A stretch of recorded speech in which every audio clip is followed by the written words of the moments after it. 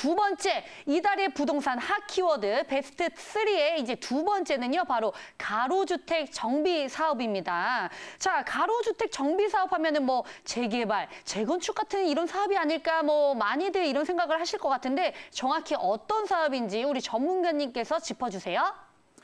네, 이 가로주택 정비 사업이라고 하면 뒤에 정비 사업이라는 단어가 있기 때문에 재건축 혹은 재개발 아닌가 이렇게 생각을 하시는데 큰 맥락상으로는 재개발, 재건축 같다라고 이렇게 받아들이시면 되고 앞에 이제 가로주택이라는 게 이제 좀 애매해집니다. 그럼 과연 가로주택이 뭐길래 요즘에 이런 얘기들이 많이 나오는가?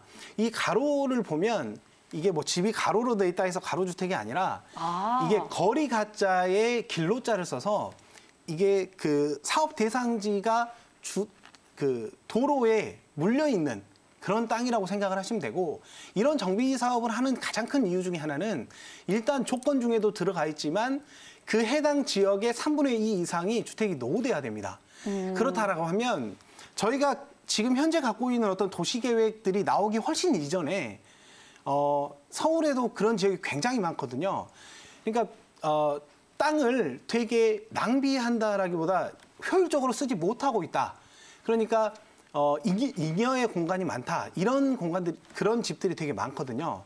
그러면 이런 노후주택들을 길에 붙어 있는 노후주택들을 10,000제곱미터 이하, 10,000제곱미터 이하의 사업지로 선정을 해서 그 안에 있는 주택들을 다 허물고 새로운 또 좋은 주택으로 이렇게 만들자라는 취지가 이 가로주택 정비 사업입니다. 네.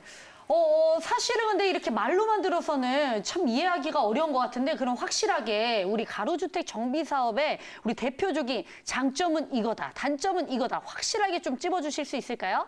네, 그 가로주택 정비 사업, 그러니까 재건축이나 재개발을 진행을 할 때 사실 가장 큰 리스크는 저희가 보통 기간이라고 이렇게 생각을 많이 하죠.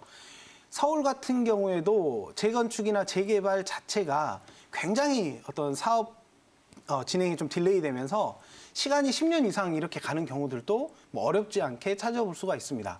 그런데 가장 큰 대표적인 장점이라고 하면 쉽게 생각해서 어떤 정비 계획 혹은 도시 계획 자체를 뛰어넘을 수 있고요. 그러니까 무시할 수 있죠. 이 여러 단계 중에 정비 계획 자체를 뺄 수가 있고요. 그리고 저희가 조합을 설립을 할 때 조합 설립 전에 조합 설립추진위원회라는 게 있는데 그 추진위원회도 그 단계를 또 생략을 시킬 수가 있죠. 그러면 재개발, 재건축에서 가장 큰 리스크 중에 하나라고 생각할 수 있는 어떤 기간을 단축시킨다라는 건 굉장히 큰 장점이고요. 그리고 또 주택도시기금이라는 곳에서 일정 요건을 갖추게 되면 사업비나 이런 것들을 50% 내지 최대는 70%까지 융자를 받아서 사업을 진행할 수 있기 때문에 어떤 자금 조달 면에서도 충분히 장점이다라고 얘기할 수가 있고 또 공동시설, 주민들이 공동으로 이용할 수 있는 시설들을 늘리게 되면 거기에 따라서 또 지원을 받을 수 있다는 게 가장 대표적인 장점이라고 볼 수 있고요. 그리고 저희가 입주권이라고 하죠. 재건축이나 재개발을 하게 되면 토지의 권리, 그러니까 입주권이라고 하는데 그 입주권 자체를 이제 거래할 수 있다. 이것도 굉장히 큰 장점이라고 볼 수 있는데 이제 반대로 거꾸로 얘기하면 저희가 단점은 이런 대규모 사업을 진행했을 때 세대수가 적어지기 때문에 그런 작은 세대수가 갖고 있는 단점들, 그게 뭐 대표적인 단점이라고 이렇게 얘기할 수 있습니다.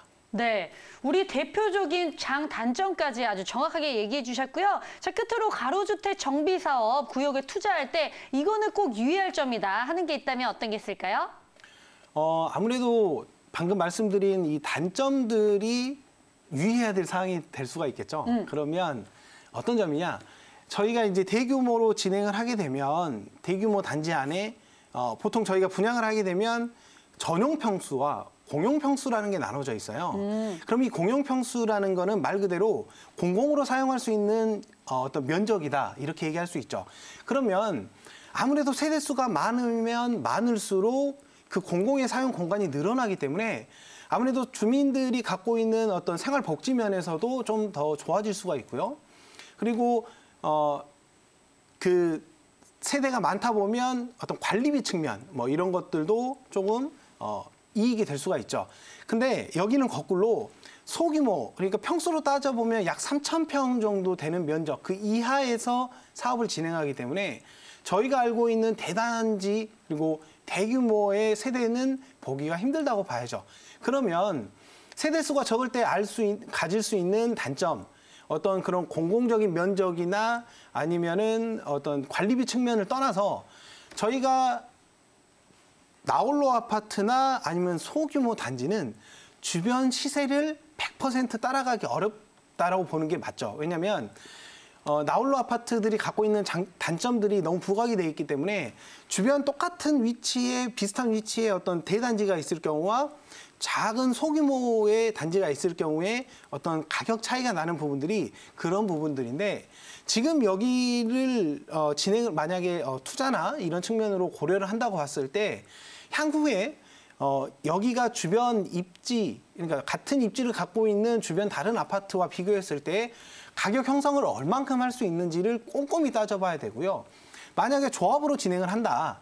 조합으로 진행을 한다고 봤을 때 그럼 주변에 있는 나홀로 아파트들의 현재 시세는 어느 정도가 되며 내가 지금 분양을 받았을 경우에 그 조합원 가격과 일반 분양의 가격 차이, 그래서 추가적인 분담금은 또 어느 정도가 나올지 이런 것들을 좀 꼼꼼히 살펴보시고 투자나 혹은 어떤 거주의 측면으로 접근을 하시는 게 좋을 것 같습니다.